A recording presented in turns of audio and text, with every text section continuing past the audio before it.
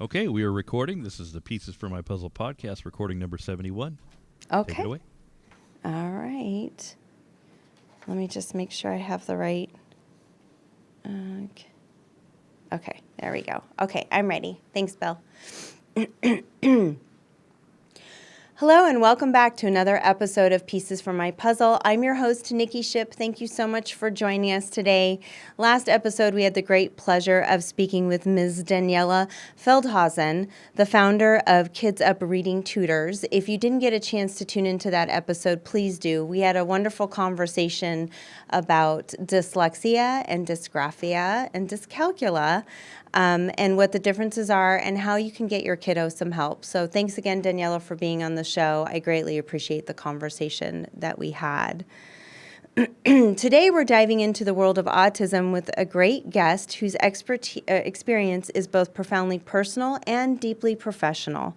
She has lived with autism her whole life, not only through her own experiences, but as a mother to 3 adult sons on the spectrum.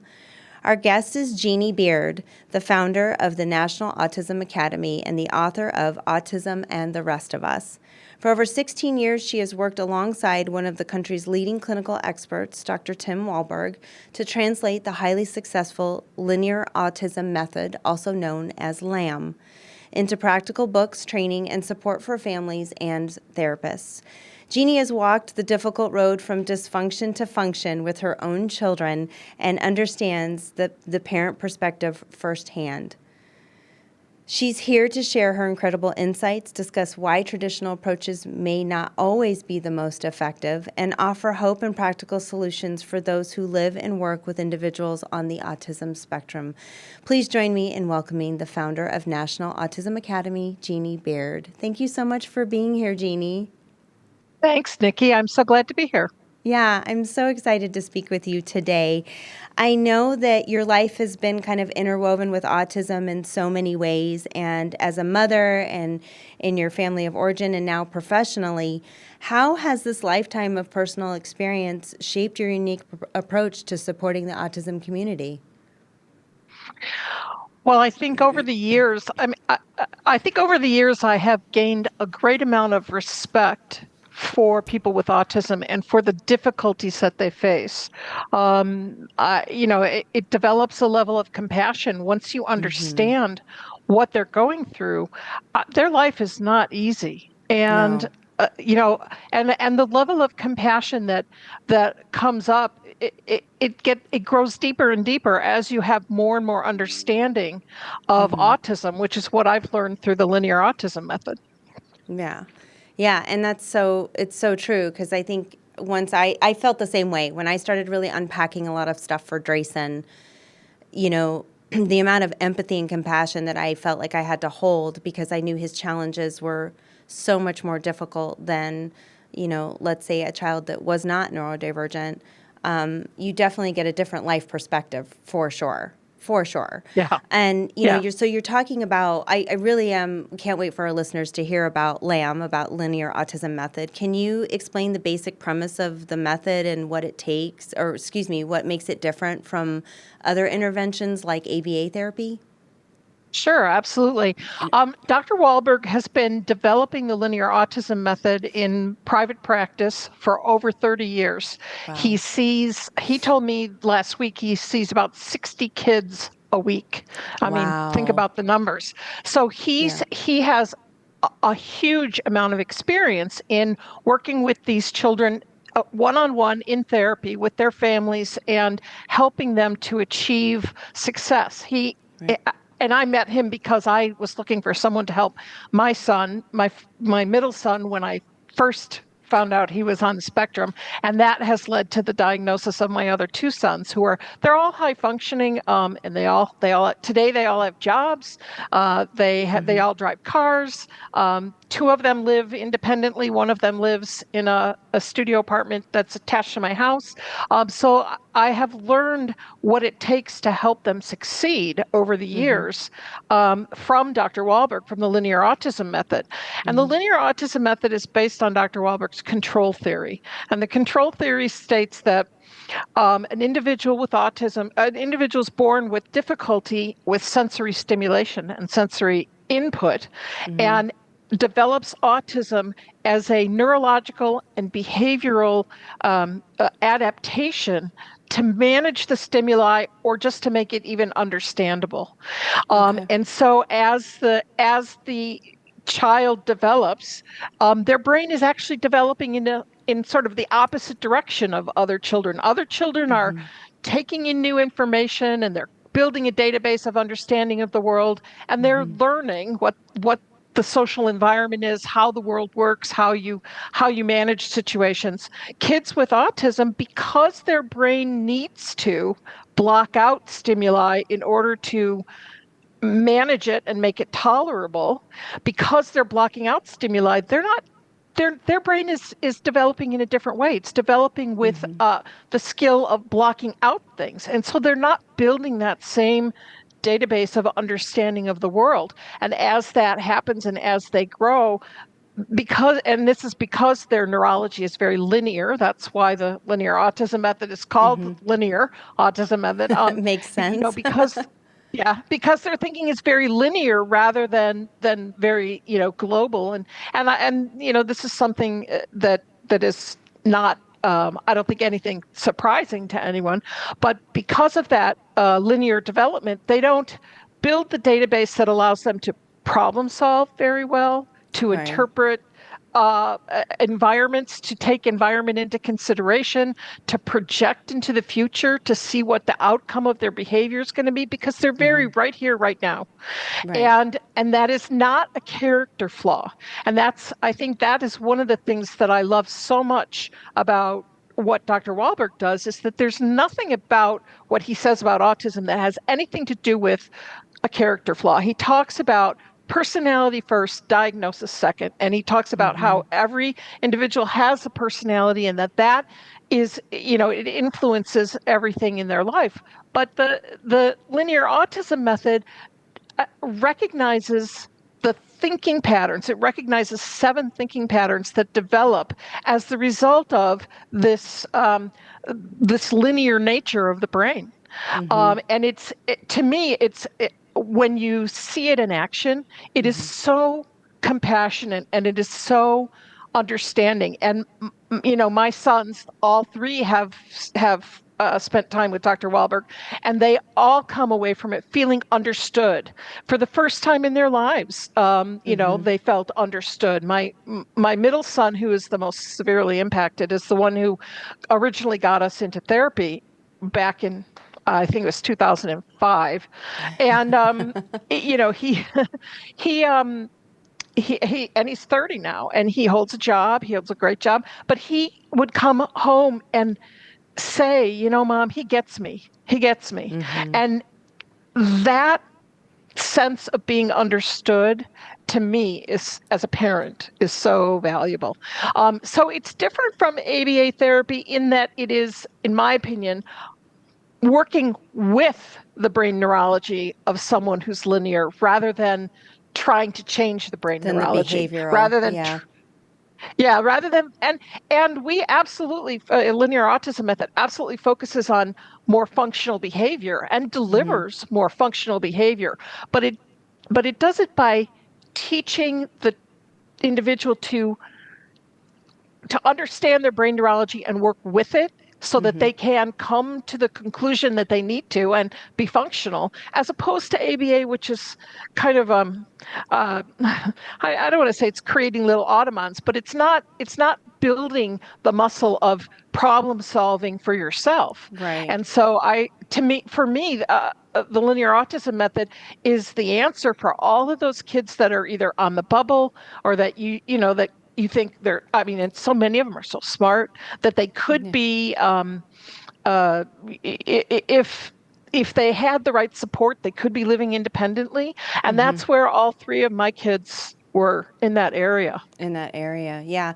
Well, and I think ABA, we did training. My ex-husband and I did 6 weeks of like ABA parent training so that we could learn, because years ago that was the gold standard, right? It was ABA. Yeah. It's all there was. Yeah. Yeah. And I feel like, it's great. It was a game changer for us. I I would do it again. It helped us so much as a family because we jumped into doing it with Drayson. But you're right. It kind of like I was able to address the behavior of things and how to move that behavior, but the neuroscience behind it, that was never addressed. Like you're talking about, neurologically also on a much deeper level with Lamb, that I didn't feel that with that's not something that's usually incorporated within ABA. So I can see the difference of what you're describing because there is more. I would say, would you say there's more neuroscience involved with Lamb? Is that correct? I think that it's all based on an understanding of the neuroscience and how that impacts the thinking, because those 7 thinking patterns, and I'll just toss out one because I know you'll recognize it, the black and white thinking, the all or not at all, swing from one side to the other, and that is one of the 7 thinking patterns. And it is when you as a parent, when you understand that if I, that my child will respond that way, and you teach them that that's how their thinking goes, that they go from one extreme to the other, you can then begin to offer them an intermediate, some of the in-betweens, some of the gray area. Yeah. Dr. Wahlberg's book is called Finding the Gray. It's about helping a child learn the problem-solving skill of finding the gray, because very few things are black or white, it's so wonderful when a kid starts to translate what they learn from Dr. Wahlberg into their own behavior. And all 3 of my sons, I've watched them all do it. And, it's a beautiful thing because all of a sudden they're thinking about it's the metacognition. They're thinking about how they're thinking, and they're not just jumping to a conclusion. They're going, oh, wait a minute. My mind doesn't have to go all the way to the black or all the way to the white. It could be something in between.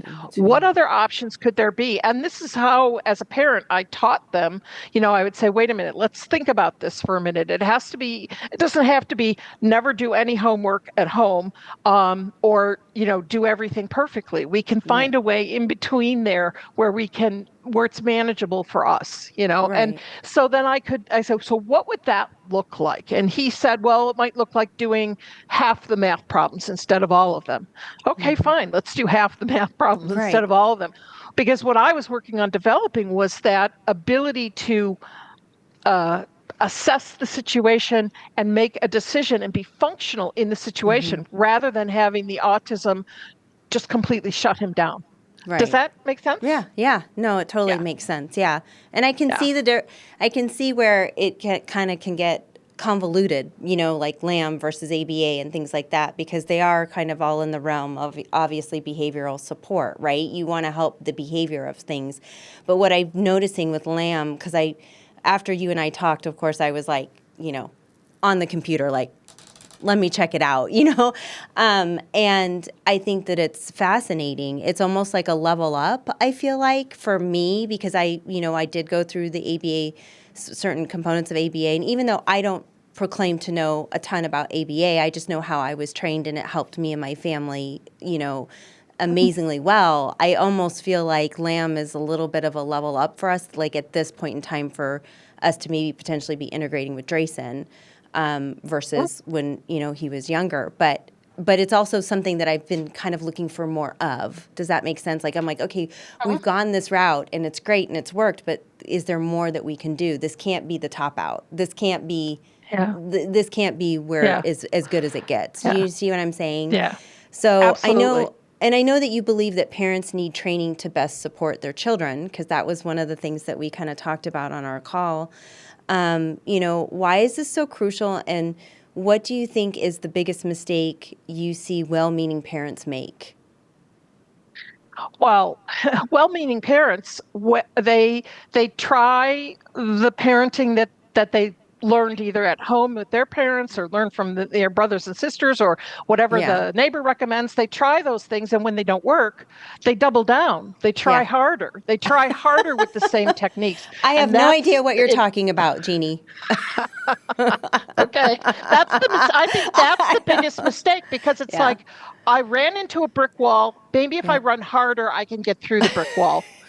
But that's not going to happen. You're not going to get through that brick wall. So let's find a different strategy. And I think the number one mistake that parents make is they try harder with techniques that aren't working. Yeah. And I know I was in that boat. I know I did that. And when I began to learn the 7 thinking patterns and understand how someone with autism, the worldview that they develop and how they assess things and and how they respond to things. When I started to understand those thinking patterns, everything changed. I changed the way I parented my child. I had to parent my child by helping them with that metacognition, by helping them recognize when they were up against the autism. And I think I was just working on a training that we're getting ready to put out called the Profound Paradigm Shift. And it's about seeing the autism as separate from the individual. There's 3 of you in the relationship if you're a parent. There's the parent, the child, and the autism. And when you begin to see it as parent and child versus autism instead of parent versus autism and child, when that triangle shifts, that changes everything. And we have a training coming out called the Profound Paradigm Shift, and it details that, goes into great detail on how that perspective changes everything. So to answer your question, parenting in a different way. It's not. I'm not saying it's easy, and I'm not saying it comes naturally, because it doesn't. The kind of parenting we have to do, we have to pick our battles. You can't fight everyone, and we have to. We have to be confident in our steps forward, because unless you're involved with a group like someone like you or me, there's not the support for it in the real world. And that's why we're trying to get the Linear Autism Method out there, so that more parents have the support, encouragement, and understanding. And it's not rocket science, as that's what Dr. Wahlberg always says. It's not rocket science, but it is a definite shift in perspective. Yeah. No, and I think you bring up a great point. Like I was just speaking to a mom the other day, and she was telling me about the whole brick wall scenario that you're talking about. And like I jokingly said, I don't know what you're talking about, but I do, because I was that person that was like, okay, let me just hit my head harder against the wall and see if now I get a, definition of insanity. You keep doing the same thing over and over. And I was just speaking to this parent the other day, and she was really frustrated because, same thing. She was kind of running into that brick wall, right? And she kept telling me about how hard it was. And I said, well, maybe you should look for other modalities, or, get, what else? Tell me what you're looking for. And she was so frustrated that the whole thing was, and I can understand why. We all feel that way as parents. We want to immediately shut down, right? Like, I just want to be done. I don't want to have to, this is hard. And she kept saying about how hard it was. And like, even right now, I love that you brought up though, like, even with Lamb, like, it's not rocket science, but at the same time, it takes work, right? It's not easy. You're still going to have to work at it. So what I said to her was, well, if you're already working this hard, I told her, what's the difference if you look for another resource and you have to work just as hard? Maybe you'll get a different result. And she was like, oh my God. And it clicked. It literally clicked. Yeah. And I was so excited for her because now I think she overcame that own barrier in her mindset to go, oh, well, shit, I'm already working super hard. Like, I just need to find the other resource and still work just as hard, and maybe we'll get that result. Or, I'm like, you're still going to work hard, but maybe you're going to find a different result. And there's hope in that, and there's inspiration in that. And she great was, advice, by the way. And she was really like, oh my gosh, I didn't think about it that way. And I told her, I said, one of the biggest things I've learned throughout this journey with Drayson is I've had to get out of my own head about a lot of things. And I had to get out of my own way. So I love that you talked about autism almost being like this third person or third entity. I almost feel like my ego was another entity that I had to get out of the way in order to step into, now I need to take action. Now I need to find these resources. Now I need to not give a shit about what anybody says about my kid, or the criticisms or anything like that, or the embarrassment. I need to learn to not care about any of that. Yeah. And when I did that, Totally get it. Yeah, totally yeah, right. and I think that that's where, you talk about getting LAM out there, and I think that that's so important because it offers another resource to parents. But parents have to also be willing to have that perspective to step in and go, okay, we're going to try this now, Agreed. because In it's our parent difficult. trainings, in our parent trainings, we do spend a third of each hour working on the parent emotional experience I think that's because amazing. that's the that's it. You're That's so it. right. Yeah, that's That's it. the core because these kids with autism aren't going to learn to be functional by soaking it up from the environment Right. because that's their disability. You asked about a social disability. It's a social disability because they're not soaking up things automatically, naturally from the environment like neurotypical kids. We have to intentionally teach our kids things that other kids learn just by being in the lunchroom at school, Yeah. Yeah. or by riding the bus going to school or whatever. And that is such an important shift. And I remember comparing myself to my next door neighbor who has 4 absolutely incredible children, a little older than mine. But, when their kids would graduate from college or have some big milestone, be the football star or whatever, Yeah. I would always look at my family and go, what's wrong with us? Right. Because Yeah. we never stacked up. But I had to get over that Yeah. judgment in my own head and say, we are different. And Yeah. I had to this is really why I started the National Autism Academy, was to provide education for originally for parents, and then that grew to also providing education for teachers and professionals. Yeah. Yeah, I think that's amazing. And and that was what I was going to ask you too, is what about therapists and professionals? It sounds like there's a lot of key benefits for LAM as well within, not just for parenting, but for therapists and professionals too. Absolutely. I mean, think about it. There wasn't even a diagnosis before 1991 or something. So, a lot of the therapists that are out there in practice today, if they haven't graduated from school in the last 3 years, maybe had zero training on autism. Yeah. Zero. Yeah. I mean, it wasn't even a topic. I asked someone who just got a social work degree. Well, this must have been 3 or 4 years ago. I asked her, how much did you learn about autism? And she said, we spent a half an hour one day talking about autism. Oh my Well, God. that's not Yeah. in my opinion, not enough education to be really useful. So we do have teacher therapist training, and I I'm going to make a shameless plug. We have a live event next Wednesday night, and it is primarily focused on therapists to help them learn about LAM and about the Linear Autism Method, so that they can begin to incorporate some of the strategies in their own practice. Yeah, Yeah. No, and and I think I that think it's will fantastic. Yeah. yeah, that will help so much when there's trained therapists out there Yeah. that know what to do. And Dr. Wahlberg has seen it all, so Yeah. he's quite I amazing.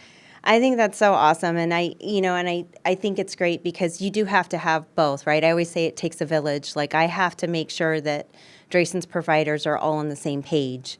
And even with the school, like when I get done with IEP meetings, I'm making sure I'm sending it to, my case, my support coordinator with, the agencies where Drayson gets his respite and his HAB and his OT and his speech. And so I try to send all those things out to make sure that everyone is staying on the same page.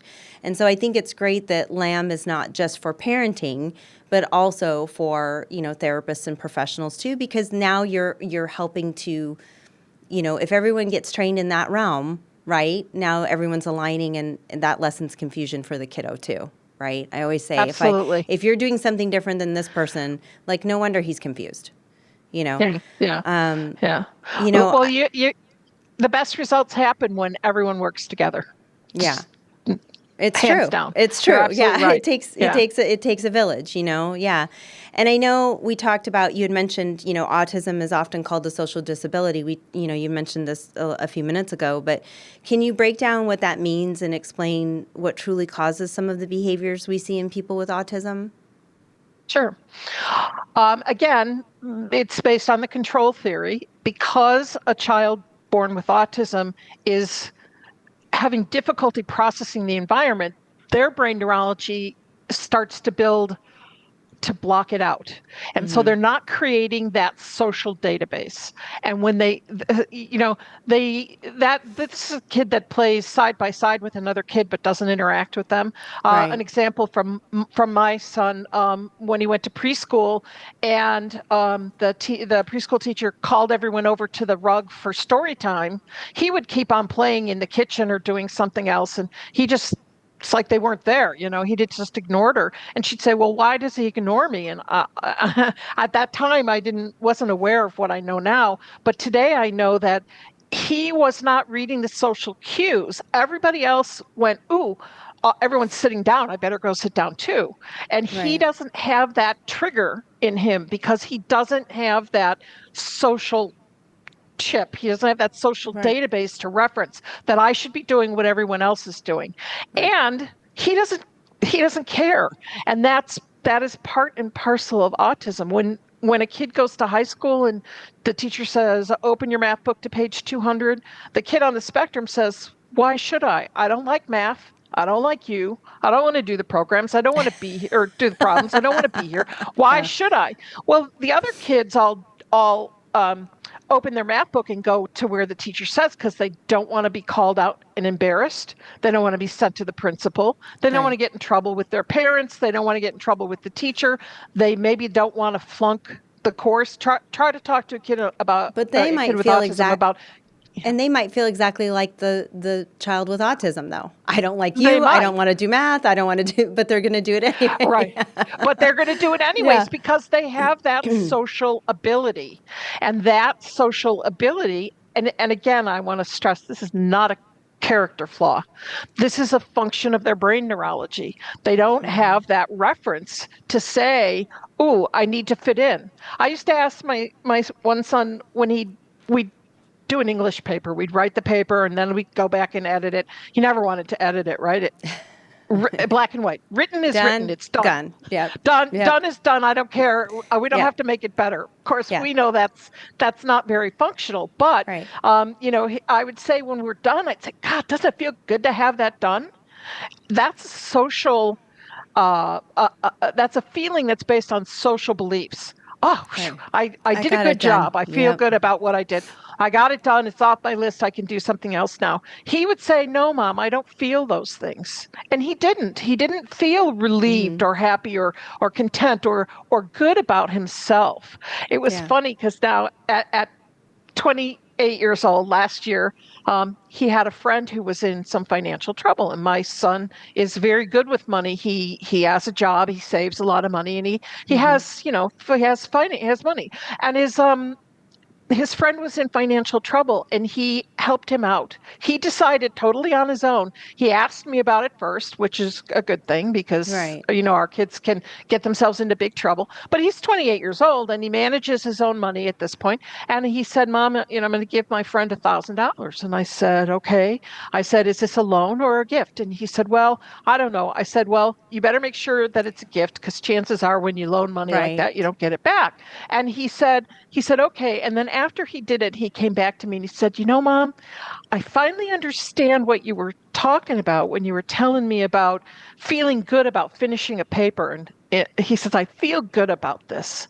And it was one of the first times that he really had that sense of satisfaction in having done something that was positive. So the point of my telling you the story is not only can we change their behavior, but we can actually help them develop the brain neurology that will support some of the social thinking some of the good parts of the social thinking. Yeah. And I was so happy about that. Yeah. Oh, yeah. Yeah. I mean, and even now to have those milestone moments, because it's that milestone moment or that moment of belief, I like to call them, because it's like all of a sudden you're like, oh my gosh, okay, they get it, And I think it's great. I've seen little things like that with Drayson happen from time to time too, where it's like, I notice all of a sudden he takes pride in certain things that he does. Like I was I was complaining to a friend on the phone the other day about how I just need to straighten up the house. Like, it's just a mess. It's cluttered. It's driving me crazy. So I need to clean up the clutter. So the next day I got up early. I got my coffee going. I was cleaning. I was doing stuff around the house. Drayson got up. He was doing his thing. And all of a sudden, I was out in the garage, and I was doing a bunch of stuff in the garage. And I came back in, and the whole kitchen counter was clean. Oh. I was like, Drayson, did you move stuff here? And he looked at me and he goes, yeah, I put it all away. I said, you put all of your things away? And he went, yeah. And I looked at him and I said, Drayson, thank you so much. That makes me feel amazing, and that helps me so much. Thank you. This kid who never even cracks a smile when you say thank you to him got this little side smile in the corner of his mouth and did this little smirk, and he goes, you're welcome. And that's all he said. And I was like, but he had also a feeling of, you could tell, like, it gave him joy. It was a thing of fulfillment. It was something he did for mom, right? And that, like, never happens. And so I was like, I know that sounds so silly, but that was a big win for us that day. And I said, Absolutely. and I said, how do you feel about putting your stuff away and organizing your stuff? He's like, I feel good. All right, awesome. I mean, it was a sense of accomplishment for him. And I thought that was just a beautiful, wonderful thing, It is. And if he can feel it in one situation, he can learn it and feel it in other situations. And translate it in other situations, yeah. But you've taught him that. You've taught it to him once, but now he can take it from there, and he can that will help him build functionality and the ability to function in the social world. Yeah. When we talk about social disability, we're not talking about your calendar of dates. We're talking about ordering a pizza or doing a bank transaction or driving. Yeah. These are all very social types of activity. Interactions. And we live with something that I call social gravity. It's like gravity. We have these social expectations of the world that we just, because that's the way the world is. And we see that and we respond to it, but people with autism, they don't. Again, not a character flaw. It's because their brain is linear. So we have to teach them the functionality that they need in order to, I'm going to use the word mimic, in order to grow in the area of social ability, or at least pretend to grow there. Exactly. Right. Exactly. So that they can be functional. Yeah. Yeah. And I'm fascinated with this method. I really am. I've been reading up on it, and I'm fascinated with the method, and I'm excited to kind of delve a little bit more into it. We have just a few minutes left before we conclude our show for today, but I want to talk a little bit too about, you wrote a book, right? Called Autism and the Rest of Us. So what's some of the core messages that you've conveyed through that book? Well, my purpose in writing it was to help people who live with the rest of us who live with people with autism, to help to define and understand our emotional experience, because we are an important part of the equation, of the autism equation. As parents, as spouses, my ex-spouse was on the spectrum, my father was on the spectrum, my brother, and we are, we're half of all of those relationships. So it really is about diving into the emotional experience of the rest of us when we're dealing with someone on the spectrum, which is, as we already said, is such an important aspect of, especially of parenting a child on the spectrum. We need to understand ourselves. It's kind of like, how AA has Al-Anon. They have the family program, and the alcoholics do better when the family has more understanding and is taking care of themselves. And it's kind of the same thing. It's the ability and the need to understand our own emotions and our own situation and why we react the way we do. So it really talks a lot about the social disability and how that how that feels to us when we encounter it on a regular basis, especially with a spouse. Yeah. I mean, with a child, it's a little different, but with a spouse, it's pretty confusing. And Yeah. I cannot tell you how many moms I've talked to whose child has been diagnosed. And after I talk to them for 15 minutes, I say, do you think maybe your husband's on the Oh, spectrum? yeah. And Yeah. they're like, oh, Oh, yeah. yeah, Yeah. yeah. Yeah. So, You start seeing all the the, similarities. Yeah, yeah, 100%. I know that the story for lights sure. dawn. Yeah, Yeah, yeah, exactly. Exactly. You realize yeah, you start to see like a lineage of neurodiversity, and then you're like, oh my gosh, I had no idea that that was there, So I yep. 100% agree. Gosh, Jeannie, I really appreciate the conversations that we had today. For my listeners listening in today, I'll go ahead and post all of Jeannie's information in the show notes. So if you'd like to get a hold of Jeannie, please do. I encourage you to reach out to her. Thanks again, Jeannie, for being on the show. I really, truly appreciate, all of your insights and your expertise. And thanks so much for being on the show. Oh, thank you for having me. It's been great. You Yeah. you you're you have an awesome program, so I'm really excited Absolutely. to be Thank part of it. you. Thank Thank you you. so much. I appreciate that. Thank you. This concludes our episode for today. If you have questions, comments, or even a show topic that you would like to hear about, please feel free to send me an email at info@piecesformypuzzle.com. I'd love to hear from you. Don't forget to like and follow us on Facebook and Instagram if you have not done so already, or feel free to subscribe to our YouTube channel. If you like what you're hearing, please spread the word so that we can continue to support and encourage autism families, and feel free to give us a good rating on your preferred podcast platform of choice. Thanks again for tuning in, and until next time, keep working on your puzzle, and remember, you don't have to have it all solved in a day. Take care. All clear. Yay, Jeannie! Good job!